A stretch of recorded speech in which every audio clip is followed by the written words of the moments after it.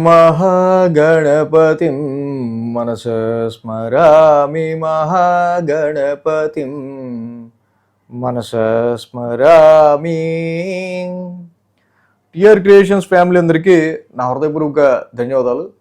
మార్చి మొదటి వారానికి సంబంధించి ద్వాదశ రాశుల వారికి రాశి ఫలాలు ఏ విధంగా ఉండబోతున్నాయండి అనేది చూద్దాం. ఈ మార్చి 1వ తారీఖు నుంచి 7వ తారీఖు వరకు కూడా చూస్తే మేజర్ ట్రాన్సిట్ చేంజ్ విషయానికి వస్తే కనుక శుక్రుడు సోమవారం మార్చి 2వ తారీఖున ఉచ్చ స్థితిలోకి మేన రాశిలోకి మిత్రుడైన శనితో యుతి చెందబోతున్నారు. మిథున రాశిలో గురువు గారు వక్ర సంచారంలోనే ఉన్నారు. కేతువు సింహరాశిలో ఉన్నారు. రాహు కుంభరాశిలో, రవి కుంభరాశిలో, కుజుడు కుంభరాశిలో, బుధుడు కుంభరాశిలో గోచారంలో ఉన్నారు. అదేవిధంగా చంద్రుని యొక్క గమనం మనం చూస్తే కనుక కర్కాటకం, సింహం, కన్య, తుల రాశుల మీదుగా చంద్రుని యొక్క సంచారం ఉంది. ఈ విధమైన చంద్రుని యొక్క సంచారం అండ్ నవగ్రహాల యొక్క గోచారం ఆధారంగా ఈ యొక్క వారం ద్వాదశ రాశుల వారికి ఏ విధంగా ఉండబోతుంది ఏంటనేది మనం ఇప్పుడు చూద్దాం. మేన రాశి వారికి సంబంధించి చూద్దాం. మేన రాశి వాళ్ళకి సంబంధించి చూస్తే కనుక ఈ రాశిలో శుక్రుడి యొక్క సంచారం బాగా అనుకూలంగా ఉంది. అలాగే షష్టమంలో కేతు యొక్క సంచారం కూడా చాలా వరకు అనుకూలంగా ఉంది. ఏదైతే షష్టమ స్థానంలో కేతువు యొక్క సంచారం ఈ రాశి వాళ్ళకి ఉందో మనకి మెయిన్గా మనం చూసినప్పుడు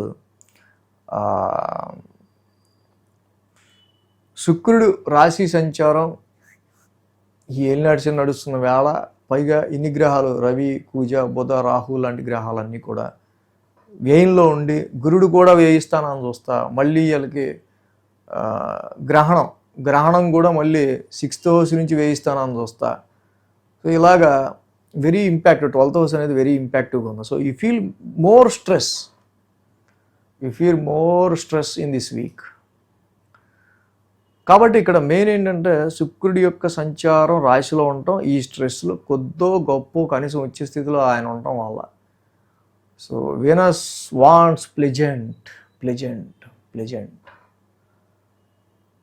కొంచెం ప్రశాంతత, కొంచెం ప్లెజెంట్గా ఉండటం, కొంచెం హ్యాపీగా ఉండడానికి ట్రై చేయటం. ఇది కూడా శుక్రుడు కూడా అక్కడ లేకపోతే మైండ్లో ఇంకా అసలు విపరీతమైన ఆలోచనలు ఉంటా ఉంటాయి, ఎందుకంటే స్ట్రెస్కి రిలేటెడ్గా. అలాగే కేతువు కూడా షష్టమ స్థాన సంచారంలో ఉండటం వల్ల దిక్కుమాలింది ఏ గొడవలు ఉన్నాయో అట్లన్నీ కూడా మనం కొంచెం దూరం పెట్టేసి ప్రశాంతంగా ఉన్నాం అనే విధంగా కొంచెం మీరు మిమ్మల్ని చూన్ చేసుకోవడానికి కేతువు 6th హౌస్లో లాంగ్ రన్గా చాలా ఉపయోగపడుతున్నాడు. ఈ avoid lot of arguments and litigations అనమాట. 5, 6, 7, 8 స్థానాల మీదుగా చంద్రుని యొక్క సంచారం ఉంది ఈ వారం. కాబట్టి సోమ, మంగళ, బుధ, గురు, శుక్ర 5 రోజులు కూడా ఈ రాశి వాళ్ళకి అనుకూలంగా ఉంది. ఎప్పుడైతే 5 రోజుల యొక్క ఇక్కడ 5 రోజులు అనుకూలంగా ఉందో, వారం ప్రారంభం చూసి పంచమ స్థానం నుంచి చంద్రుని యొక్క సంచారం. పంచమ స్థానంలో చంద్రుని యొక్క సంచారం డెఫినెట్లీ ఆదివారం, ఇక్కడ వారం ప్రారంభం మార్చి 1 మనం చూస్తే కనుక మార్చి 1 తారీఖు. సో చంద్రుడు ఓన్ హౌస్లో ఉన్నాడు. సో ఓకే, 1000 స్థానంలో ఎన్ని గ్రహాలు ఉన్నాయి కాబట్టి మన ఎక్స్పెక్టేషన్స్ మనం రీచ్ అవ్వగలమా లేదా అనే ఒక రకమైన ఇన్వెస్ట్మెంట్స్ విషయాల్లో కానీ, ఎక్స్పెక్టేషన్స్ విషయాల్లో కానీ తీవ్రమైన ఆలోచనలు ఉంటాయి. సోమ, మంగళవారాలు చూస్తే షష్టమ స్థానంలో చంద్రుని యొక్క సంచారం. షష్టమ స్థానంలో ఎప్పుడైతే చంద్రుడి యొక్క సంచారం ఉంది రాశి వాళ్ళకి సంబంధించి, ఈ చంద్రుడి యొక్క సంచారం షష్టమ స్థానంలో యోగిస్తాడు. జనరల్గా చంద్రుడు యోగిస్తాడు, అది మిత్రక్షేత్రమే కాబట్టి. ఇక్కడ చూస్తే అన్ని గ్రహాలు 1000 స్థానాలు చూస్తూ ఉన్నాయి. సో లోన్స్కి సంబంధించిన విషయాల్లోనూ, ఆరోగ్యపరమైన విషయాల్లోనూ, సమ్ హెక్టిక్ స్ట్రెస్ని కలిగించే విషయాల పట్ల సోమ, మంగళవారాల్లో కొంచెం మీరు న్యూట్రలైజ్డ్గా ఉండాల్సిన అవసరం మనకి కనిపిస్తూ ఉంది. బుధ, గురు, శుక్రవారాలు చూస్తే ఇక్కడ మనకి 7వ స్థానంలో చంద్రుడు సంచారం కనిపిస్తూ ఉంది. మళ్ళీ ఆ రాశ్యాధిపతి బుధుడు కూడా రెట్రోగ్రేషన్లో 1000 స్థానంలో ఉన్నారు.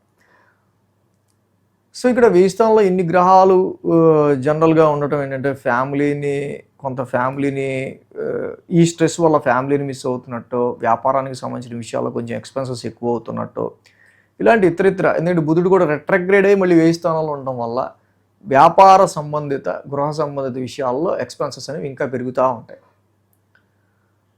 సో కాబట్టి ఇక్కడ మెయిన్గా వారాంతానికి మనం చూస్తే కనుక శనివారానికి 8వ స్థానంలో చంద్రుని యొక్క సంచారం మనకు కనిపిస్తూ ఉంది.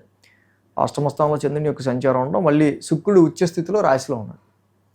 సో ఎనీవే చిన్నపాటి నలత హెల్త్ పాయింట్ ఆఫ్ వ్యూలో ఇక్కడ ఏంటంటే గ్రావిటీ అనేది, స్ట్రెస్ అనేది నెక్స్ట్ వీక్ ఎలా ఉంటుంది అనే దాని మీద ఇక్కడ ఎక్కువ ఆలోచనలు వారాంతానికి మనకి 7వ తారీఖు కనిపిస్తూ ఉంది.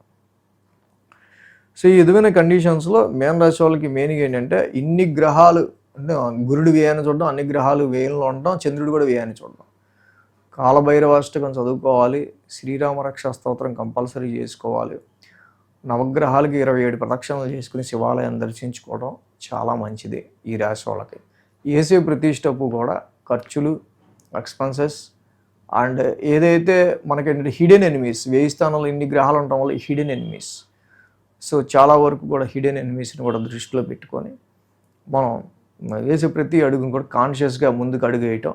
బోజర్స్, తాగుడు కానీ వ్యసనాలు కానీ వీటి జోలికి ఉంటే ఇది ఇంకా ప్రాబ్లంకి వెళ్తుంది. కాబట్టి కొంచెం జాగ్రత్తగా ఉంటాం. ఇన్ని గ్రహాలు 1000 స్థానాలు చూస్తున్నాయి కాబట్టి జనరల్గా హాస్పిటల్కి సంబంధించి ఆరోగ్యానికి సంబంధించిన విషయాలు కొంచెం కేర్ తీసుకోవటం, ఖర్చులకు సంబంధించిన విషయాలు కొంచెం కేర్ తీసుకోవడం చాలా మంచిది. సో మొత్తంగా ఈ విధంగా ద్వాదశ రాశుల వారికి సంబంధించి మార్చి మొదటి వార ఫలితాలు ఉన్నాయి.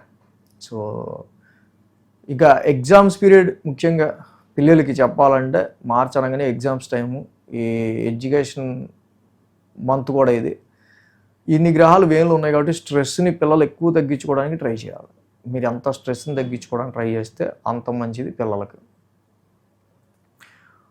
సో కాబట్టి సబ్కాన్షియస్ మైండ్ జాగ్రత్తగా పెట్టుకొని ఓన్లీ ఫార్చ్యూన్నే నేను చదువుకున్నవే వస్తాయి, ఒక చాప్టర్లో ఒక్క ఇంపార్టెంట్ క్వశ్చనే చదువుకుంటుంటే మాత్రం జాగ్రత్త.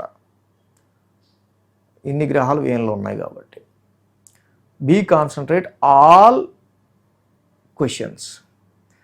So thanks for watching TR creations. ధన్యవాదాలు. ఈ వీడియో కనుక మీకు నచ్చినట్లయితే లైక్ చేయండి, షేర్ చేయండి. మరిన్ని అప్డేట్స్ కోసం సబ్స్క్రైబ్ చేయడం మాత్రం మర్చిపోకండి.